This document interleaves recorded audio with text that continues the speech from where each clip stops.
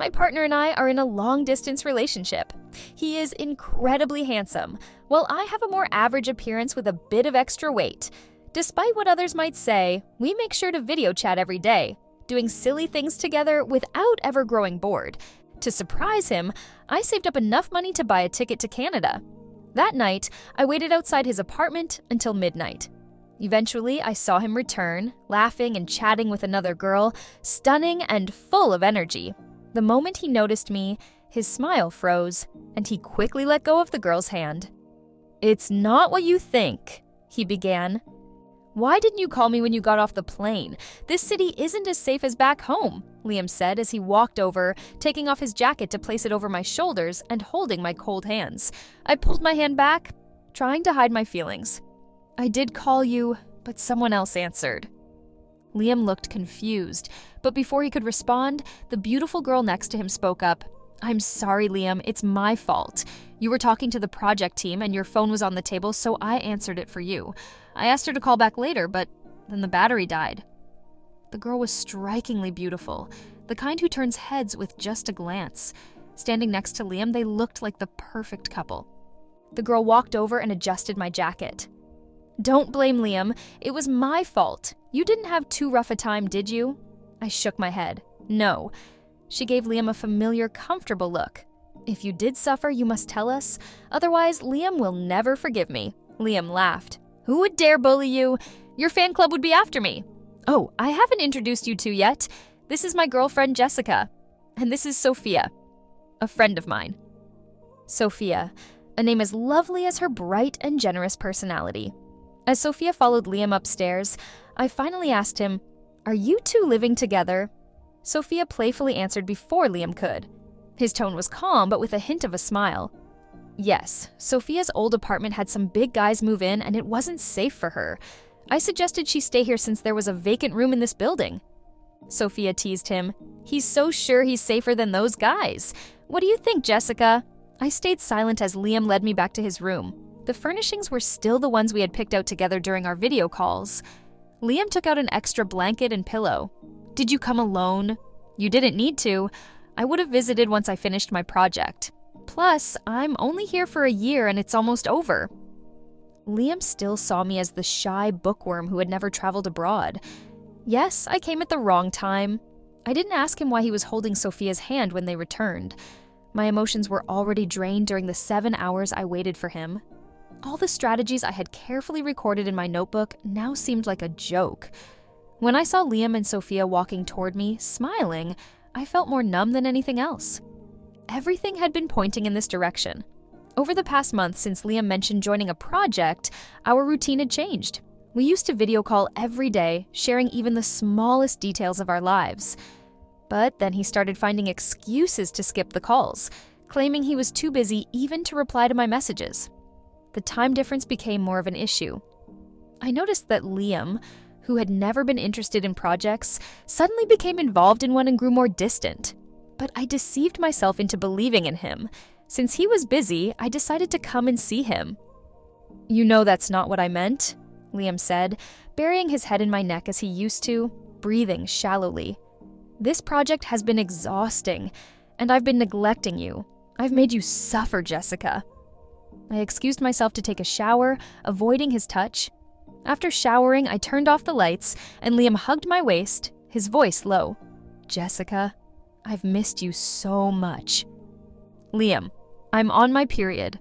Liam paused, withdrew his hand, and seemed disappointed. His phone screen lit up, indicating a message. Without hesitation, Liam turned on the light, walked to the desk, and opened his laptop. "You go to sleep first.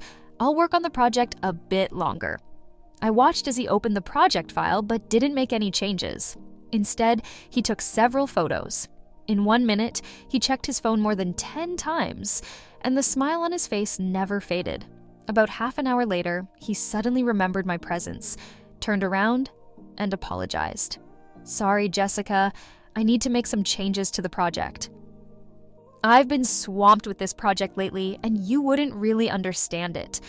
Oh, and don't be fooled by Sophia's gentle appearance. In project debates, she's fiercer than anyone else. Her English is so fluent that all of us guys are in awe." He even sounded proud. "Do you know her well?" I asked casually, but Liam seemed suddenly angered. "Jessica, please don't be upset. I'm really tired here too.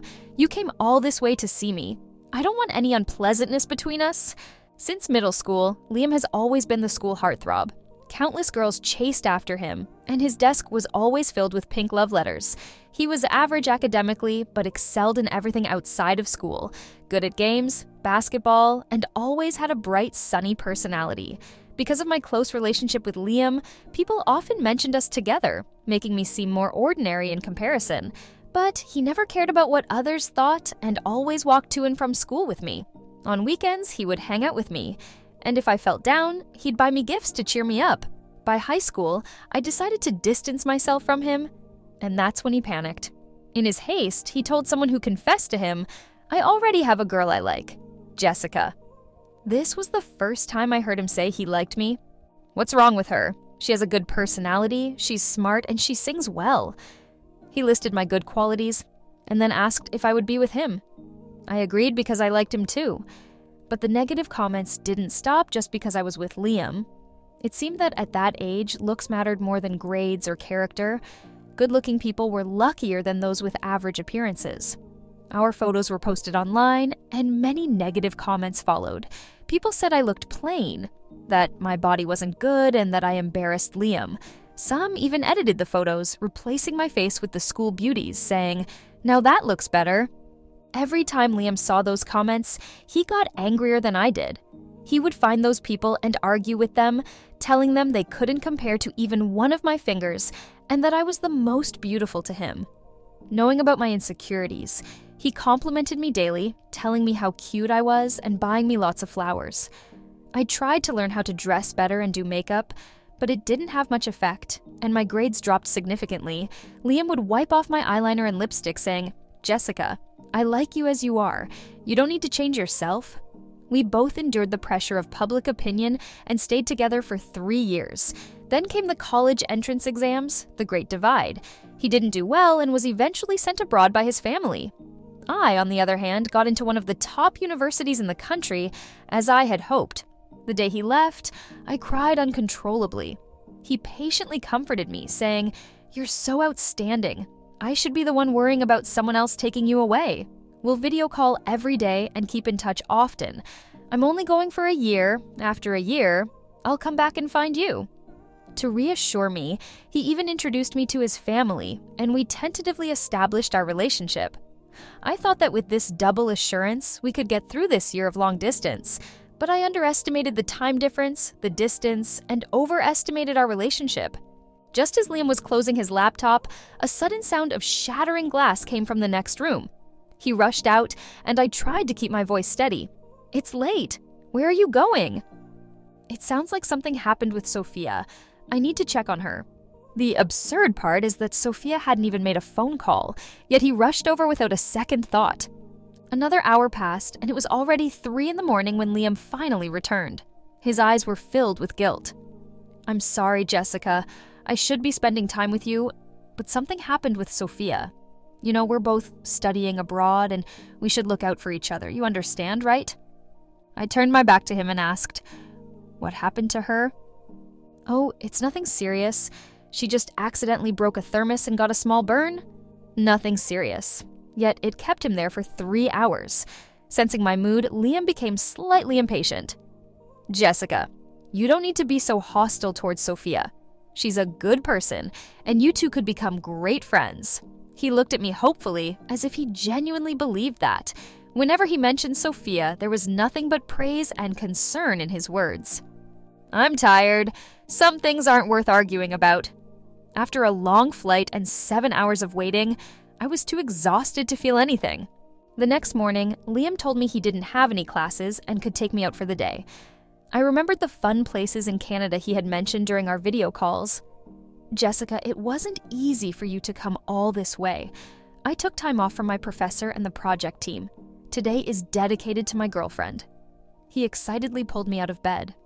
I didn't tell him that early this morning, before he woke up, I had already booked my return ticket. Liam insisted on taking me out, saying it was to make up for last night. I agreed. We visited a few places, all near the shopping district. The stores he chose were all high-end luxury boutiques. He seemed more interested than I was. I never shop at these stores. Even though Liam was out with me, he kept looking at his phone in the store. Only when he saw me standing there did he say, almost as compensation, "These are some of the most famous brands here. See if you like anything. I'll buy it for you." I asked him, "When did you start paying attention to these things?" In the past, he was clueless about women's accessories and lipsticks, let alone picking such shops as date spots. Sophia told me. She said most girls like these things, and I thought you don't really have any decent jewelry. Saying this, he put down his phone, picked out a necklace, and went to pay for it first. I asked, puzzled, "What are you doing?"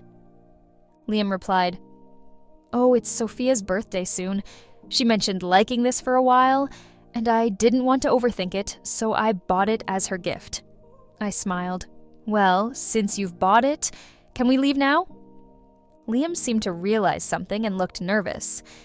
"Jessica, I really came out to spend time with you. Why don't you pick one and I'll buy it for you?"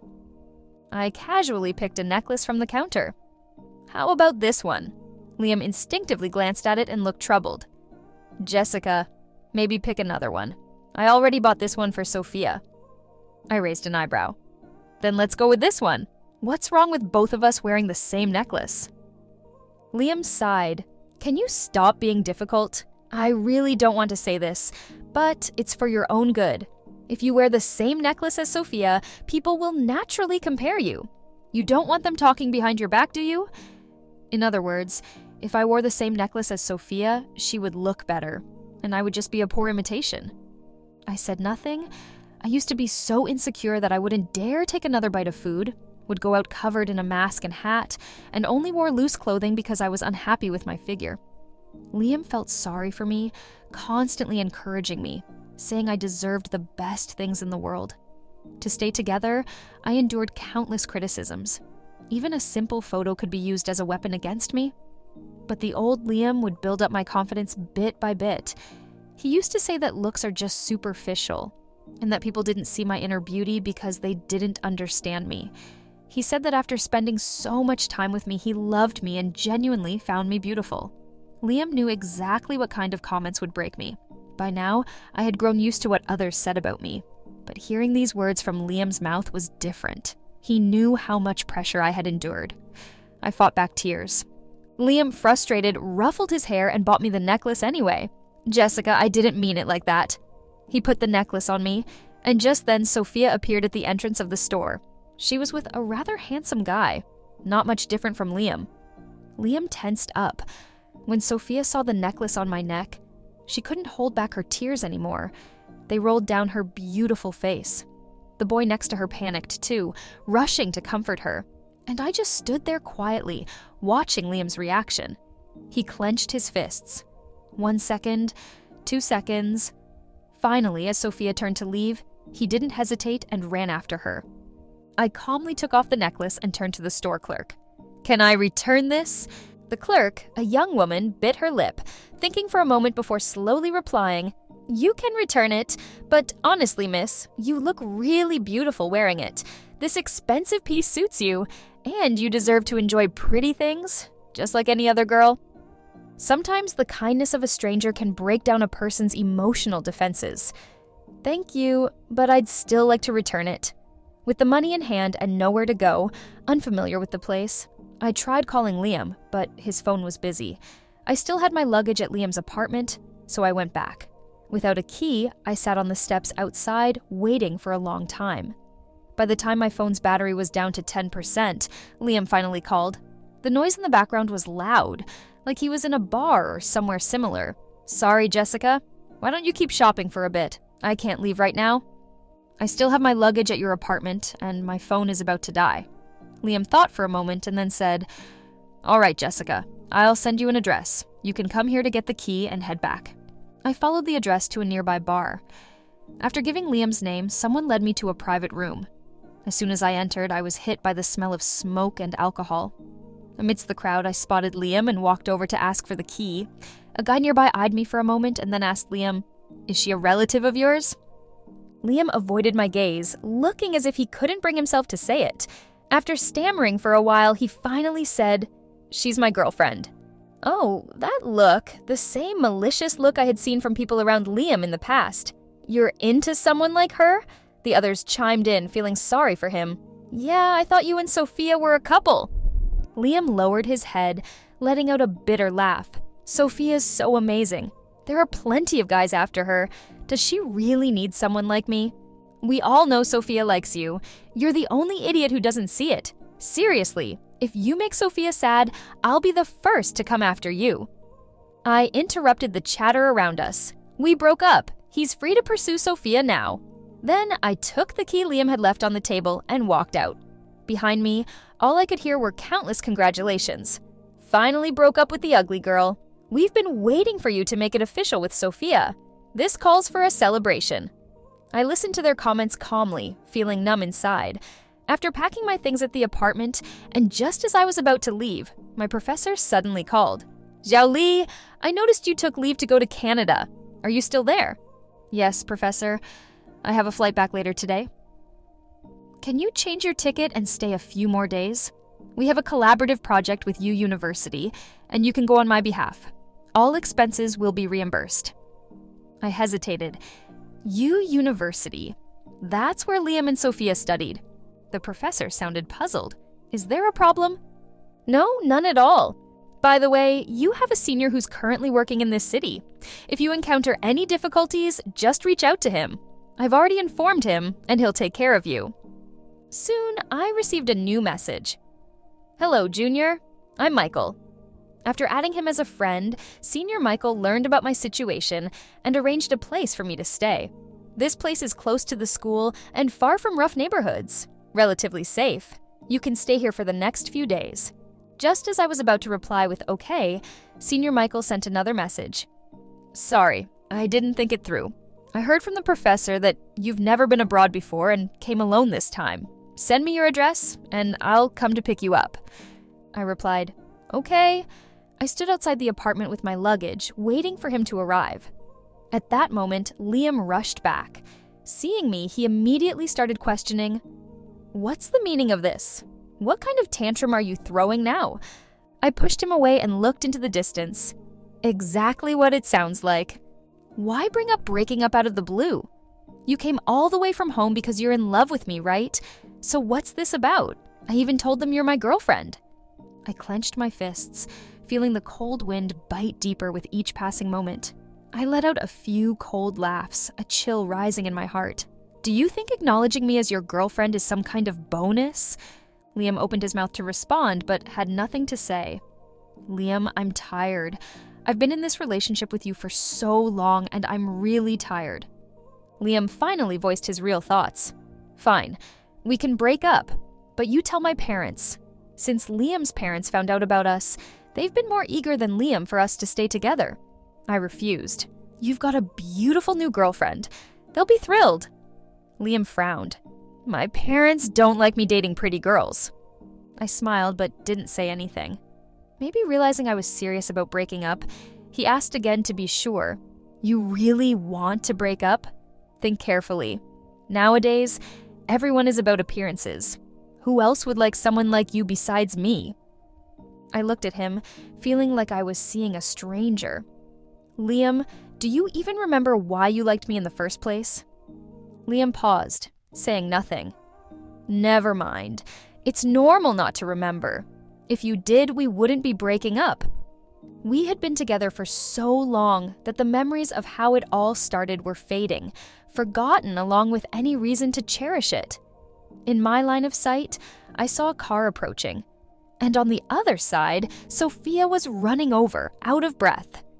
"Liam, you left without eating much earlier. I was worried something happened to you, so I came to check on you." I glanced at her. "You two really are like conjoined twins?" Sophia's eyes filled with tears as she suddenly bowed to me. "If it's because of me that you're breaking up, I'm sorry, but please don't do this to Liam. It will hurt him too." Every word was for Liam's sake, making me look like the unreasonable one. How could Liam bear that? He quickly moved to protect her. "You've done nothing wrong. We've never done anything." Sophia, I've been thinking.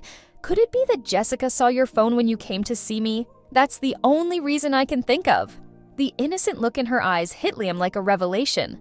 His gaze turned cold as he looked at me. I didn't plan to hide it. I did look at it. It was pretty interesting. Jessica, why did you look at my phone without my permission? And since you did, you should know that there's nothing between me and Sophia. We're completely innocent. She's a girl who values her reputation. Why would you say such hurtful things? What did I say? I raised my voice, all my emotions exploding at that moment.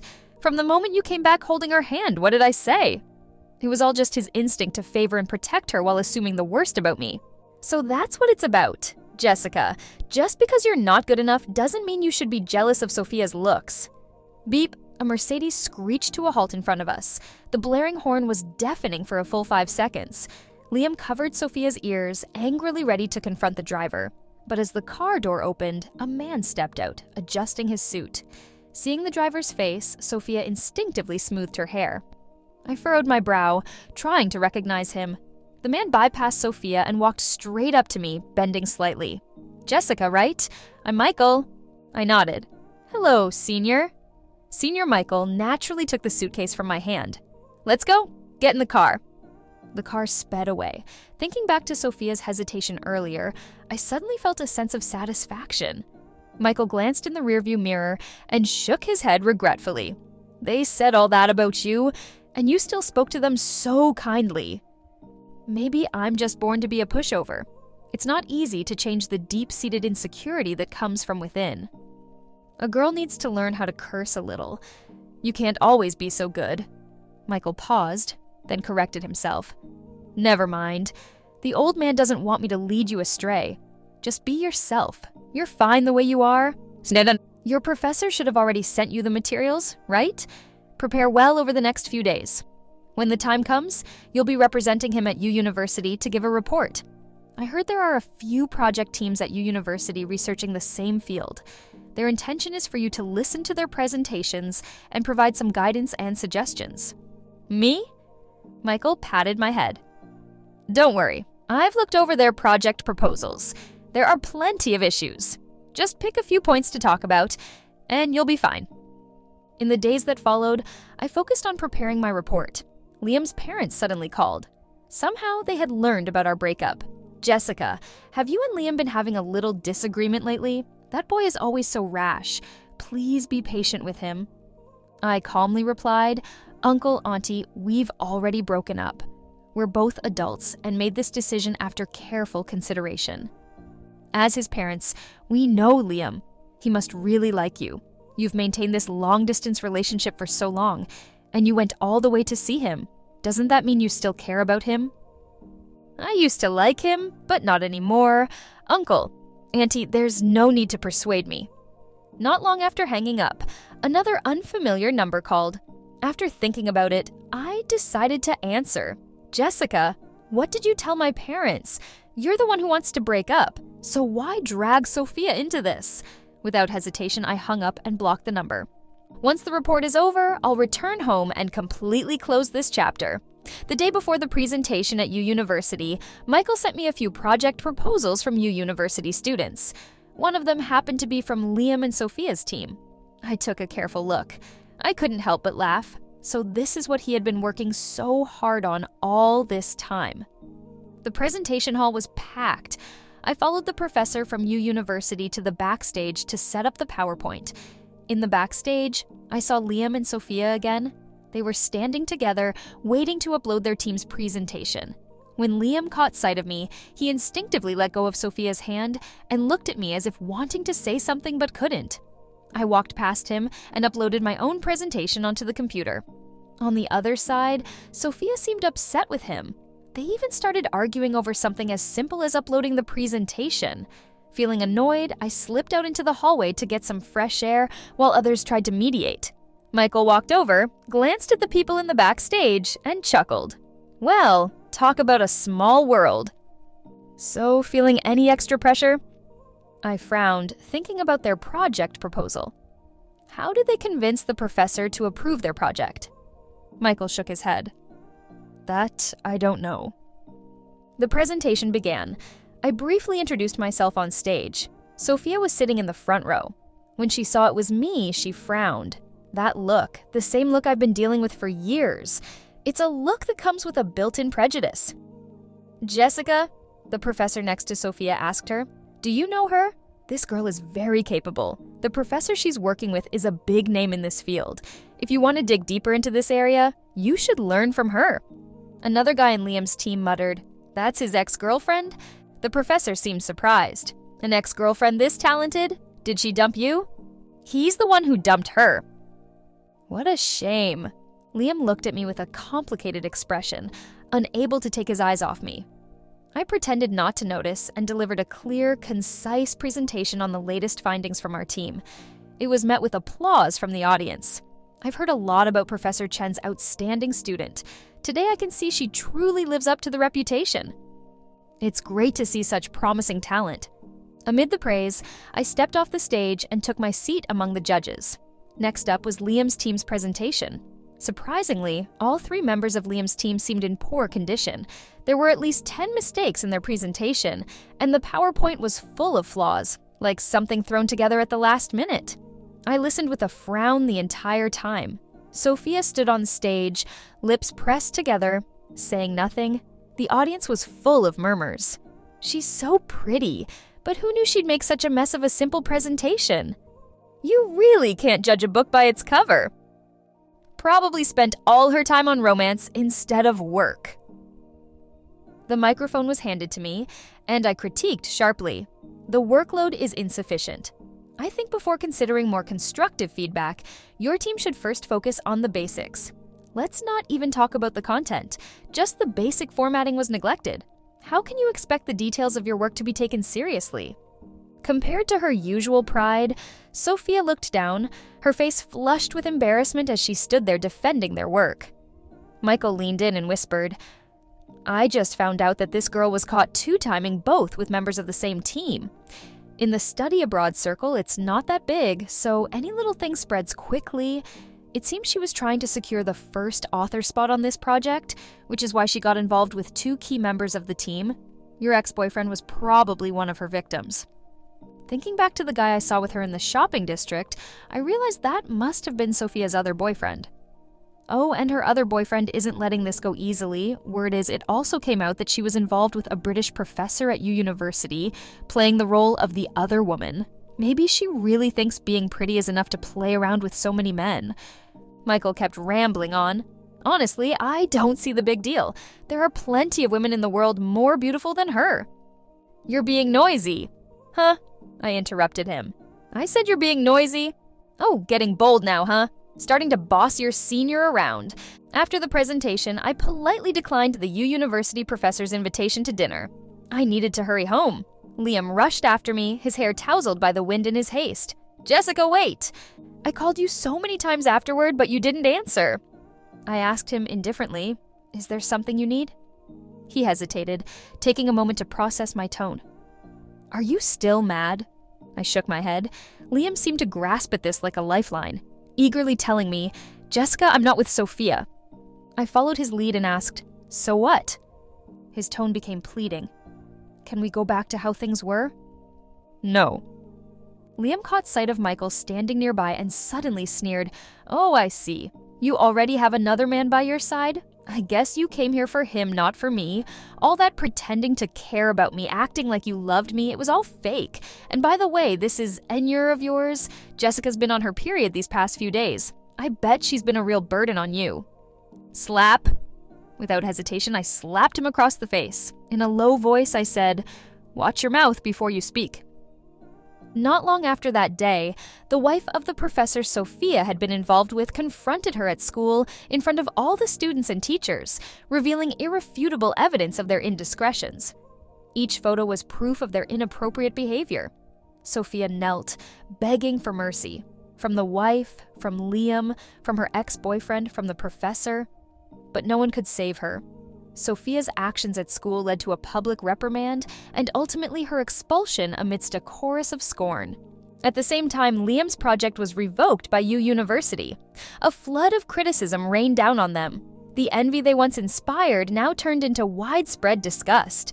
The scandal spread like wildfire through the study abroad community, and Liam, overwhelmed by the backlash, chose to drop out and return home. On the day of his return, he found me one last time. He looked exhausted. The bright, handsome young man he once was had long since faded. "Jessica, you asked me why I liked you. I've never forgotten. I remember how you were always there for me, speaking up for me to my parents, to the teachers. You won me over bit by bit. Jessica, I've always remembered the good things about you. How pure it was, liking someone back then. He was going through a rebellious phase, and his family was facing turmoil. He frequently broke school rules and was often punished. It was me who pleaded with the teachers and his parents so he wouldn't be abandoned. I told them he was actually very talented. Back then, all the parents and teachers liked obedient, well-behaved kids like me, so they softened a bit and forgave Liam. But they also warned me to stay away from troublemakers like him. It was the first time I didn't listen to the adults, determined to stand by him. Seeing that I could resolve problems with the teachers, he got used to being with me, and that's how we stuck together through high school. I got in on my own merit. He got in through connections. The closer I got to Liam, the more trouble came my way. But back then, I wasn't afraid of trouble because I liked him. I even had the courage to stand up to the negative comments. But now I realize I don't like him anymore. Even the memories with him no longer matter. After he finished speaking, I just nodded at him. From now on, let's not see each other anymore. And we wouldn't see each other again. Michael, watching from upstairs, couldn't help but remark, "He's trying to win you back because he sees how exceptional you are now." I thought about all that had happened and asked him, do good-looking people naturally have to put in less effort than others? Everyone has their strengths. Some are good-looking, others are strong learners. But the further you go, the more you realize that ability is more important than appearance. Time and energy are limited. Instead of focusing on how to become more beautiful, it's clearly more worthwhile and rewarding for you to focus on your studies and your professional projects. In the end, I truly overcame my insecurities, not through someone else's sugar-coated words of comfort, but through earning the respect of others bit by bit as I made progress. After that, no one ever attacked me for my appearance again.